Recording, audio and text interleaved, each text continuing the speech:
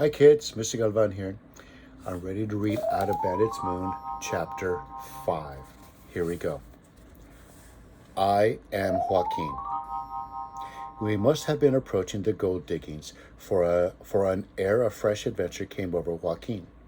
We rested at a Mexican rancho where Joaquin had friends. He seemed to pick up news that excited him. The next morning we studied wagon tracks in the Mariposa Road, as he called it, and smiled. The name caught my attention. Mariposa was the name on the map stolen out of my brother Lank's pocket. Joaquin directed his men up onto the boulders and smiled. There the bandits waited, smiling to themselves and hardly talking. They sunned themselves like lizards for 2 days. I was glad to stop, for I was burning with fever and felt wobbly in the saddle. I curled up in some dry leaves, and when I barked out a cough, Joaquin came running over. "Be silent," he commanded. "Well, I couldn't help it," I said. He pulled off the red scarf from around his head. "Bite on this. If I hear coughing, I shoot you." I could see from the fire in his eyes that he meant it. There was no doubt in my mind that he was planning a holdup, even though he had allowed lone horsemen to ride by quietly. I wonder how scared the travelers would be to know they had passed under the eyes of the terrible Joaquin. I pulled myself deeper into the trees, as if to separate myself from the outlaws, and muffled a cough. I was glad to close my eyes, for I wanted to see nothing. But could I let innocent people coming along the road fall into a bandit ambush? I wondered what my mother would do.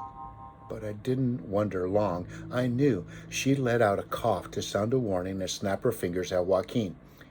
I wondered if I had the courage. I lay in a gloomy sweat, not sure what I would do, until I heard a coach come thundering down the road. That was what Joaquin had been waiting for, I thought. That was why he had let smaller game ride by. There could be women and children in that coach, I thought.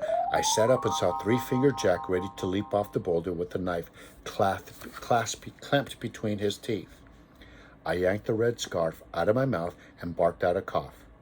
But at that moment there was such a banging of pots and pans from the coach, and such a sudden blasting of guns, that I could do no more be heard than a whisper in a storm. But Joaquin heard. Later, after the bandits had relieved the coach of saddlebags of gold, he stood over me. "I warned you. Didn't you believe me?" "Well, of course I did," I said. "I'm perishing of this fever anyway. Go ahead and shoot." He let out a six-cornered oath in his own language and carried me to the buckskin. After throwing me into the saddle, he used a lariat to tie me like a parcel to the saddle horn so I wouldn't fall off. The rope burned my arms and my waist. I began yelling that my fever was better already, but he wouldn't listen. Maybe he just meant to punish me. He gave me a wave of his hand to his men, and off he went. I was about dead when we made camp. He told Pio Pio to find a dried-out old acorn. Joaquin shelled it, and using a silver dollar as an anvil, pounded the nut into a powder. Pio Pio seemed to know what was coming, for he brought over a gourd of water. I suddenly realized that Joaquin intended to doctor me. "Open your mouth." I feel better," I exclaimed. "Open." He poured the acorn powder down my throat. It tasted bitter as ashes. Pio Pio poured water down me, and they both stood back as if to see me jump up, cured. "It's the Indian way to mash a fever," said Joaquin. "Well, I'm cured," I said, forcing out a smile.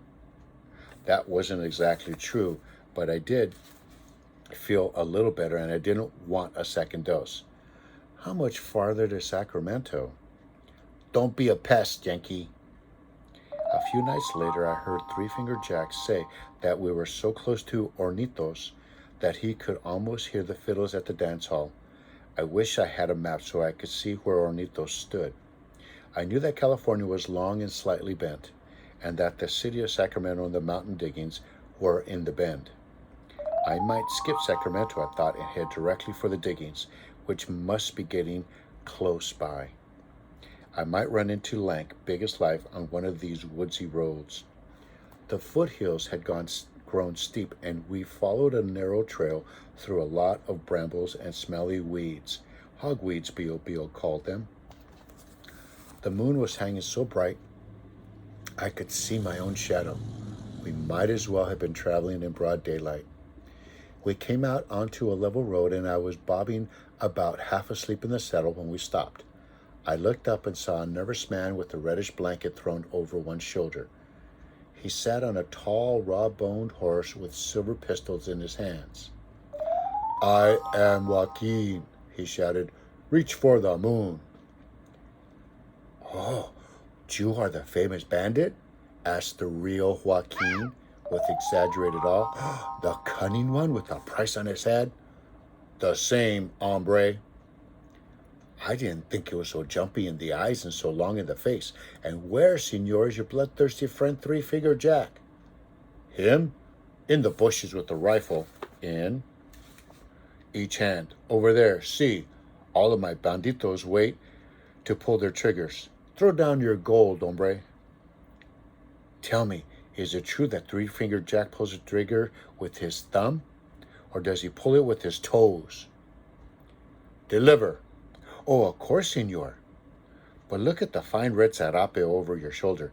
From Chile, that blanket, eh? And the spurs, too? Is the great Joaquin a Chileno?" "Hombre, do you wish to talk yourself to death?" "Oh, but it is an honor to meet the brave and fearless Joaquin. Take our few measly bags of gold dust. This will be something to tell our grandchildren." He turned to his men. "Muchachos, throw down our saddlebags." I think the impostor was as surprised as I was to see the riches so generously thrown to his feet. The gold stolen from the coach was changing hands fast, I thought. Joaquin directed Pio to load the saddlebags across the rump of the raw-boned horse. A moment later, the impostor spurred his horse, and Joaquin gave him a playful salute of farewell. "Until we meet again, Chileno." I sensed there was a trick up his sleeve. An outlaw like Joaquin wouldn't give up heavy bags of gold without a fight. "But you see, Yankee," he said, grinning as if to instruct me in the art of staying alive in the gold country. I never argued with the nervous man holding pistolas in his hands. They were shaking like Chilean earthquakes. He might have shot my horse. Then he turned to a few of his men. "Claudio, Valenzuela, Pio, bring back the saddlebags.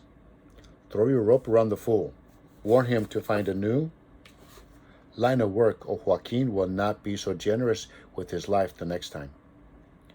The three bandits leaped forward in the moonlight. I wondered how Joaquin could be so confident that his men would catch the stranger. He sat on his horse, purring as contentedly as a cat. "Tell me, Yankee, do you think I'd take too many chances letting the Chileno get away?" he asked, and I wondered why he cared what I thought. Maybe he needed to show off a bit before a gringo like me. "Oh, but that's my nature." "Well, the gold wasn't yours anyway," he said. "I'll tell you a thing about gold, Yankee. It makes a number's head spin, eh? Out comes greed. It grows like mold. Didn't you see the mold in the Chileno's eyes when he allowed Pio to burden his horse with one saddlebag after the other? He forgot that gold is as heavy as lead. How can he win a horse race with an extra 200 pounds of gold on his back, eh?" Hardly 20 minutes passed before Claudio and Valenzuela and Pio came trotting back with smiles and the saddlebags. It's the end of chapter 5.